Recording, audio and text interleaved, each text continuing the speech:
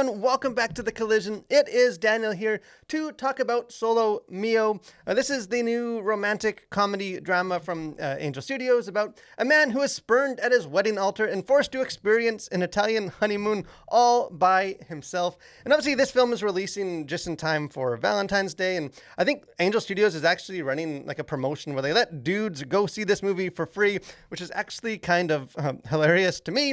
But I think the question is this a movie that you will want to go see, whether alone or with that someone special? Well, I have seen it, so let's talk about it.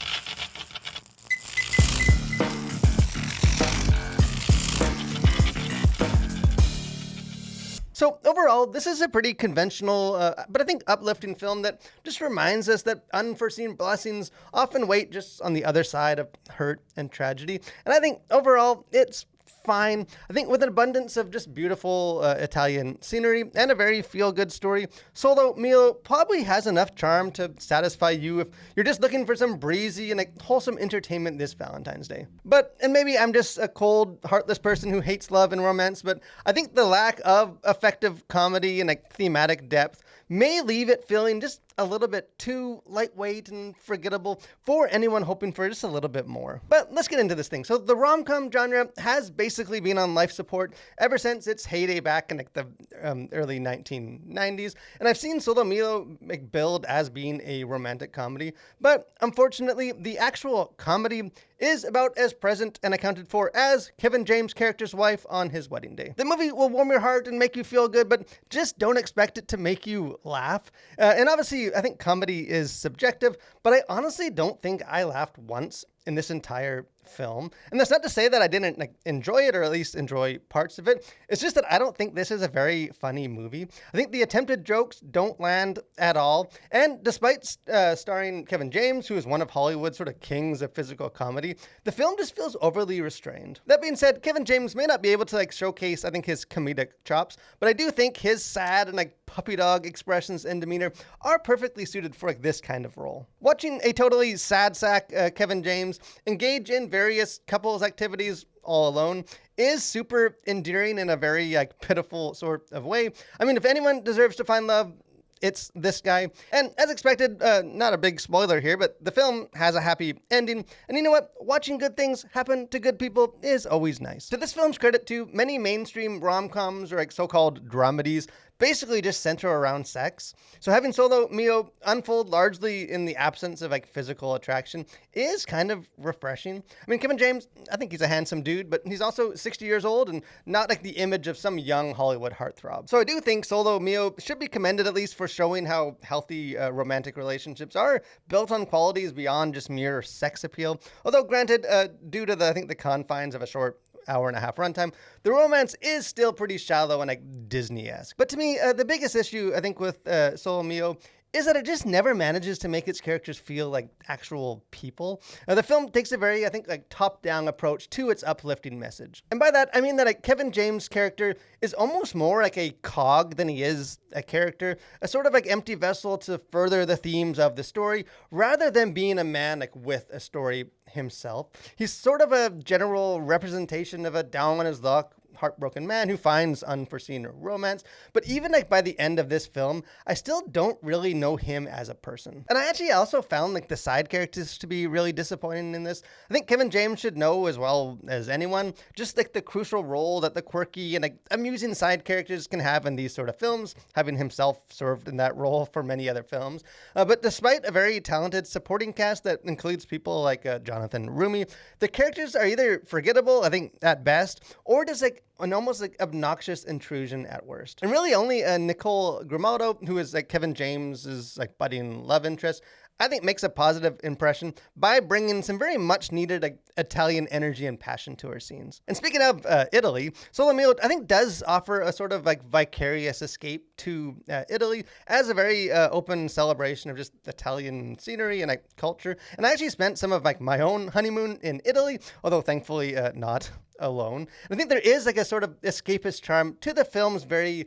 laid back and unhurried approach. I think it allows audiences to sort of settle into the peaceful rhythm rhythms of the story rather than being like frantically rushed just from joke to joke. And there's even a surprise cameo that I won't spoil here that elevates like the Italian celebration to even loftier heights. Lastly, I think it's probably important to also note that this film represents another step in Angel Studios' move away from just producing like explicitly faith-based genre films into a more like general wholesome entertainment. Because apart from one brief prayer that happens before a meal, there is no other focus on faith or religion. And personally, I actually support the studio's attempt at a broader range of storytelling, so I don't necessarily see this as a problem. But I think like, in the absence of more like faith elements, and also the intrusion of some mild content elements such as occasional profanity or like frequent drinking, it may disappoint some Christian viewers who expect kind of more familiar faith-based storytelling from the studio. As far as content to consider, things going on the surface of this, for language, really not a whole lot, although there are several minor profanities, including 3 uses of the H word and 1 of the A word. There's also a male character who says that he has been experiencing a mild case of angina, which is chest discomfort, but clearly like, other characters mishear what he says. For violence, nothing really here either, except there is like a child's artwork, which depicts a scene of a Roman soldier who has been decapitated with blood spurting out of his neck, but again, it's very harmless. And for sexuality, not a lot here either. Like I mentioned earlier, there is mild kissing, and there is like several allusions or like talk of sex or affairs. And you have a man who remarks of another, speaking of like the honeymoon suite, that this room is going to work out good for you, but again, nothing is actually shown on screen. And the only other kind of content stuff is there are several scenes focused on like drinking or smoking.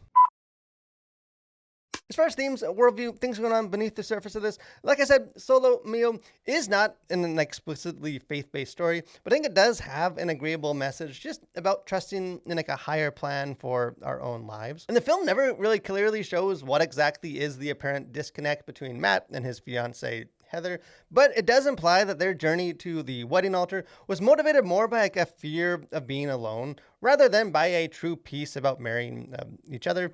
And while I think Matt initially sees like the called off wedding as the end of the road for his happiness, he soon discovers like the possibilities and bright future he never expected. And there's some well-known scriptures that come to mind for this, such as Jeremiah 29:11. For I know the plans I have for you, declares the Lord, plans to prosper you and not to harm you, plans to give you hope and a future. And also Joseph's famous statement to his brothers in Genesis 50:20, you meant evil against me, but God meant it for good. And no, the next day after a crushing heartbreak will not always lead us into a whirlwind romance with a pretty Italian coffee shop owner, but I do think Solo Mio is a needed reminder that there is always more to like the story of our lives than we realize. And that as Christians, we can trust in like God's timing and plan for our lives rather than being driven by fear or doubt or, to try and manufacture our own happiness, which will always be less than like God's desire to bless us.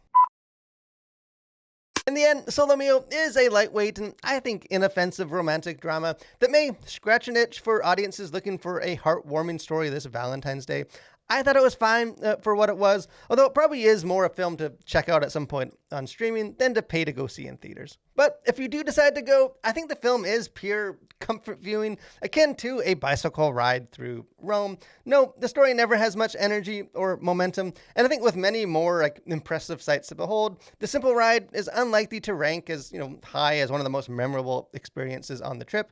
But that doesn't mean that the leisurely journey out in the fresh Italian air still isn't enjoyable in the moment. But anyway, I would love to hear what you guys think. If you go see this movie with a special loved one, or you go see this movie alone, don't be shy. Jump into the comment section. Let's have a conversation on it. If you haven't listened to, I encourage you guys, subscribe to the channel, become a collider. Got lots of other movie reviews, got our Faith and Pop Culture podcast, got interviews, just other fun stuff. Would love to have you guys be a part of that. But most of all, guys, stay safe. Thank you for watching and continue to collide with your world for Christ.